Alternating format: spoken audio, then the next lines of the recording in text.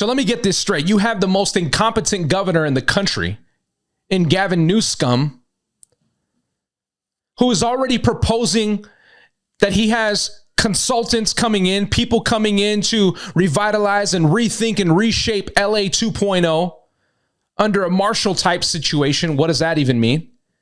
He's already talking about all the prospective ideas that they're going to roll out. He said, not in weeks, but in days. While there's still an extreme fire danger warning that's as far north as San Luis Obispo, all the way down to the southernmost tips of SoCal. Red flag warnings. Starting today, January 13th, and extending all the way through Wednesday, the 15th. And this guy, this nut job, is talking about this. Absolutely absurd. PDS warnings and red flag warnings, extreme risk, take immediate action. There's 3 PDS warnings. Do not do anything that can spark a fire. Have multiple ways to receive evacuation information. Visit fire.ca.gov/prepare to develop a wildfire action plan. Peak winds for this next event will be weaker than those from last week. Nevertheless, winds will be strong enough to potentially cause explosive fire growth. Weather is projecting 45 to 75 mile an hour gusts locally, damaging 18 to 15% relative humidity. And they're saying right now that if you need help, if you've been affected by these fires, you can contact 1-800-RED CROSS or ktla.com/Red Cross. This is absolutely absurd. Effective immediately, Gavin Newsom needs to resign. Karen Bass needs to resign. All of these nut jobs who have been placed here, who are communists, who are effectively trying to destroy the great state of California, need to resign, and they should be criminally prosecuted for their incompetence. Trump even talked about this. He said, listen, I told Newsom, I even signed everything in place to get him what he needed to get him more than enough water, more than he would even know what to do with. And he didn't take action. He didn't sign off. It didn't finish what was supposed to be done. He turned it down and said, no, we don't want it. Because of a fish that isn't even native to this area, including the eucalyptus trees, which they say are like basically pouring oil on a fire. These things exacerbate and make fires much worse, which are not native to the area. The ridiculousness. And then you look inside of the wooded areas and how much extra brush and bulk is just there that they don't even clear out. And you know exactly why this happens. And then the number now of reports and pictures and videos that have emerged from different people committing arson, even from the beginning, the inception of the Palisades fire, people lighting something up and you can see them running down the hill. There's been a number of UAP reports. There's been the DEWs, the directed energy weapons that we've seen basically spanning all the way up from southern Nevada down into California to the various items that have been seen within Southern California. Arsonists, all the various things that we can see here. And there still is no true action by Newsom. And this is something that I want you to understand here, because California is almost becoming unrecognizable in the way that these idiots are putting this together. And let me just kind of remind you and refresh you historically of some things that have taken place that, in case you forgot, that these things can come back on the forefront of your mind. And by the way, if you want to sign the petition to out both Karen Bass and Gavin Newsom, please click on the link in my profile, depending on where you're watching this. Those links are both up. You can sign those petitions, take part. It does take action, which is my next point. As I kind of hop into some of this historical facet of Gavin Newsom, let me just remind you of something. See, we can't get so caught up in the success of getting the individual, President Donald Trump, back into office as we mandated him to go and to clean up and do these things that we are hoping that he actually accomplishes. But we have to get in the game. We have to take action. And part of that action is in moments like this. Because it's too often, and here's the reality. If we don't get involved now, what will end up happening, in my prediction, is over the course of the next couple of years, things will gradually get better. The economy will get better. Our relationships with foreign countries will get better. Things will get better. Our border will get safer, more protected. We'll see a number of different changes taking shape. There will be some accountability. There will be some people held to consequence for their actions. I believe all that's going to happen. But here's what I also believe.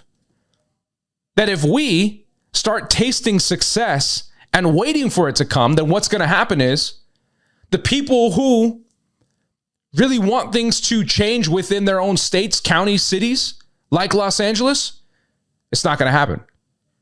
Because we're going to be too busy enjoying the success. That success breeds that complacency, which is going to cause us to sit back and recline a little bit. And while that reclining action is taking place and while we're doing nothing, this is when you will see activists from the other side, from the left, people like Antifa, BLM, etc., all these other organizations who are going to merge and morph into one. You're going to see them taking action. You're going to see them being proactive, getting their leaders set up, getting ready for phase 2 of whatever they're going to do after these 4 years. So if we want to effectively see change, then this is the time that we need to flood the blue cities, that we need to flood the blue states, that we need to flood these areas and call these elected officials or stolen officials, really, who have stolen these places of position and power, question them, get them out, petition, legally get them out, recall them, and fill those positions and those seats immediately with real leaders, loyalists, people who love their country, people who love their state, their city, who want to see it protected, who want to see it flourish, who want to see the economy boost. That's what we have to do. But we have to act now. While these things are happening, we need to get in there, places like LA. We need to stop these fires first. We need to effectively help the individuals and the families and people who have been impacted by this. And then we need to reclaim these places. And it's only going to happen by the action of the people. It's not going to happen by a president sitting in Washington, D.C. I'm sorry, that's just my take on it. And if you have a problem with that, I can't help you. That's what it requires. Action by the people. See, because look at this. If we take a look back at somebody like Gavin Newsom, he's just going to continue. It's not going to get any better. It's going to get worse if we allow these draconians to continue. So let me give you a quick history of Gavin Newsom and what we've experienced over the last couple of years here.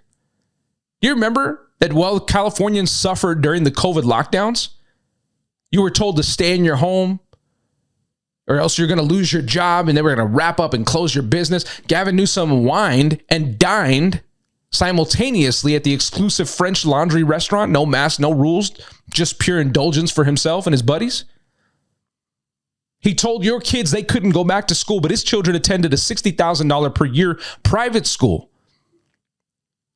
far from the failing public education system under his leadership. He promised to end homelessness as mayor of San Francisco and then again as governor. Instead, California now has amassed over 170,000 people who are homeless, more than any other state in the country. Billions of taxpayer dollars wasted, no accountability, no results. Under Newsom, wildfires have become the deadliest in U.S. history. Why? Because he intentionally let billions of gallons of runoff water flow into the Pacific instead of storing it for droughts or firefighters. And then his allegiance to global elites.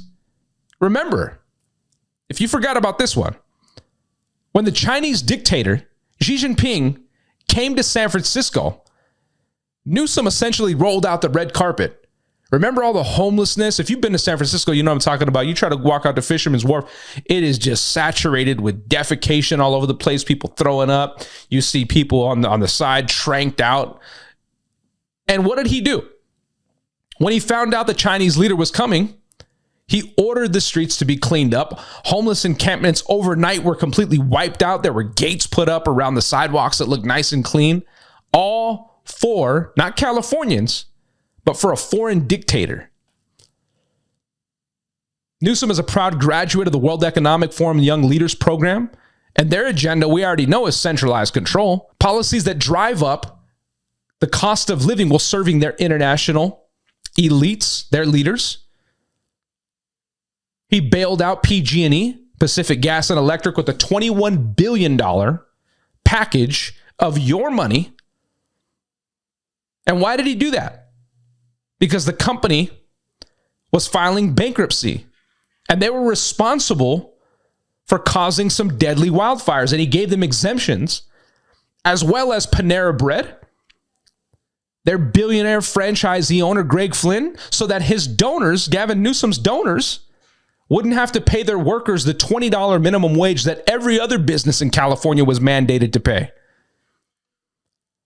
And let's not forget, Steve Ballmer, LA Clippers owner, he extended the alcohol license so that he could serve alcohol until 4 a.m. for a private club because Steve Ballmer's wife donated $1 million to Gavin Newsom's campaign. Meanwhile, crime has just skyrocketed. Laws like Prop 47, supported by Newsom, made theft under 950 legal. Small businesses are closing their doors. They have no law enforcement or tools to stop the chaos, so people were leaving California. You're talking families, small businesses, major corporations fleeing the state in record numbers because they're tired of the crime. They're tired of the taxes. They're tired of Newsom. But he's not tired. He's just getting started, man. He wants to take this destructive leadership to the national stage, and his goal ultimately is to get to the White House. And this is why we have to stop him. Because if you can imagine the devastation that he's already created inside of California, imagine what he would do to this country. So this isn't just mismanagement. This is deliberate action. And Gavin Newsom serves global elites, the billionaires, his contributors, his campaign donors, his ambitions. Not you, not LA, not the people who are now going to be homeless. He serves himself. And it's time that you stand up and you fight back. See, Gavin Newsom doesn't deserve to be in office for even one more day, one more hour, one more minute. California doesn't need a governor who destroys. It needs a leader who builds. So California, I ask you, what are you going to do about it?